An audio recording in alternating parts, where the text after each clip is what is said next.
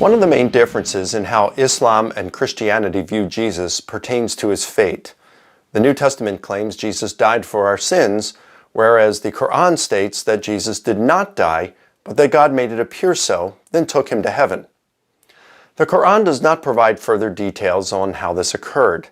This has led Muslim scholars to speculate over the centuries, resulting in two major views. One view is that God allowed Jesus to be crucified, then made it appear he had died. Mistaken for dead, Jesus was removed from the cross and buried. While in his grave, God healed Jesus and took him to heaven. The second popular view is that God made someone look like Jesus, and this look-alike was arrested and crucified while Jesus was taken to heaven. Muslim scholars have speculated that the person made to look like Jesus may have been Judas for betraying Jesus, or Simon of Cyrene who had carried Jesus' cross, or perhaps someone else. Muslims will occasionally appeal to the Gospel of Barnabas in support. This Gospel states that when soldiers came to arrest Jesus, God changed Judas's physical appearance so that he looked like Jesus. When the soldiers saw Judas, they arrested him, despite his very strong protest that they had gotten the wrong man. While leading Muslim apologists such as Ahmed Deedat and Zakir Naik have hesitated to endorse the Gospel of Barnabas, they are likewise hesitant to deny its authenticity.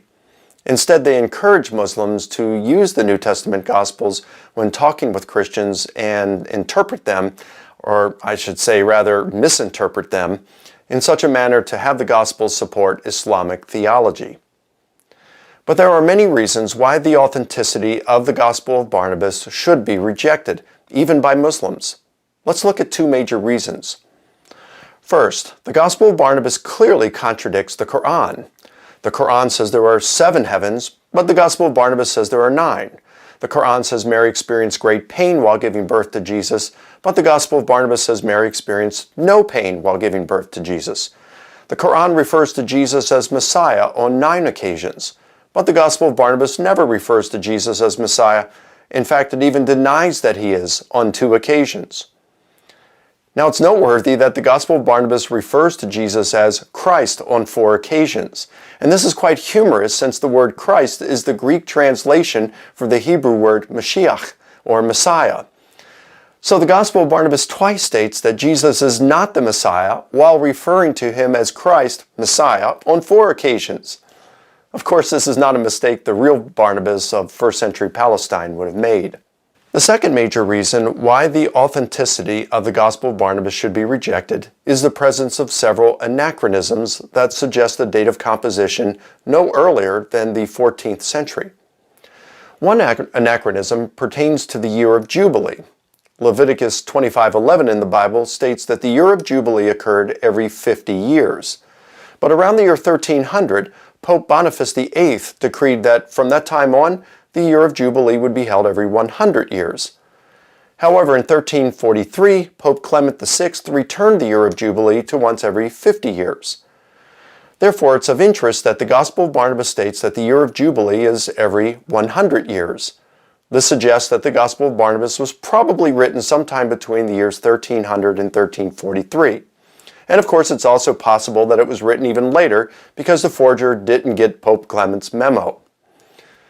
2 side notes are in order. First, there is evidence that a Gospel of Barnabas existed earlier than the 14th century. Written around the middle of the 6th century, the 5th section of the Gelasian Decree mentions a Gospel of Barnabas and states that it's an apocryphal book, falsely attributed to Barnabas. In the 7th century, a document called the List of 60 Books likewise mentions a Gospel of Barnabas as an apocryphal book. However, the anachronisms in the Gospel of Barnabas we have in our possession, of which I've mentioned only one, suggest this was a different text than the earlier mentioned one. Second, some Muslims have argued that the early church father Irenaeus quoted extensively from the Gospel of Barnabas. However, this claim is based on a single manuscript that has been dated to approximately 1400 years after Irenaeus wrote. This manuscript introduces the Gospel of Barnabas with the claim that Irenaeus quoted extensively from the Gospel of Barnabas in an otherwise unknown work against the Apostle Paul. Now, this is without doubt a false claim, since in his extant writings, Irenaeus frequently refers to Paul's authority in a positive manner. He even refers to Paul and Peter as the two most glorious apostles. He also said those who do not recognize Paul as an apostle must also reject the writings of Luke, who was a disciple of the apostles and who recognized Paul as an apostle. Then Irenaeus says, whoever rejects Luke rejects the gospel message. Accordingly, an anti-Pauline work by Irenaeus should be rejected, since it's based on a single medieval report written 1400 years after Irenaeus, is otherwise never mentioned in any ancient or medieval literature, has never since been seen, and clearly contradicts what Irenaeus actually said about Paul in his extant writings. Now, the equivalent would be a claim that a lost work of Sahih al-Bukhari had been discovered by a now-deceased imam who had showed it to no one, but he claimed that Bukhari frequently quoted a letter from Muhammad stating he had enlisted the services of a lettered relative who secretly composed the Quran. That would be historical evidence of the poorest kind. No one would believe it, nor should they. And that's precisely the kind of evidence we have introducing the Gospel of Barnabas in the single manuscript written 1400 years later. In summary, that the Gospel contradicts the Quran should be reason enough for Muslims to reject it and regard it as a forgery. There is also little doubt that the Gospel of Barnabas in our possession is a medieval forgery that has no links to the Apostle Barnabas. It contains anachronisms suggesting it was written no earlier than the 14th century, and it makes a linguistic blunder the historical Barnabas certainly would not have made.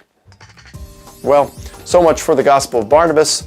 In my next video, I'll describe some challenges that raise doubts pertaining to the Quran's view of Jesus' fate.